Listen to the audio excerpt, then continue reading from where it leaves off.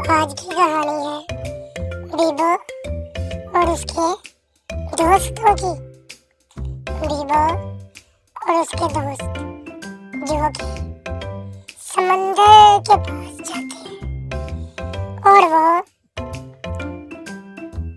समंदर के पास जाते हैं और बीबो समंदर के बाहर एक बाल्टी हाथ में लिए हुए खड़ा होता है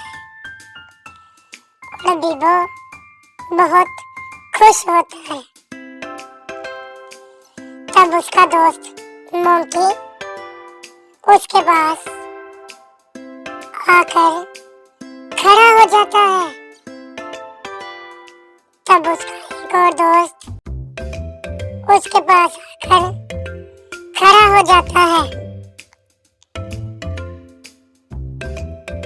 और उसके सारे दोस्त एक एक करके उसके पास आते हैं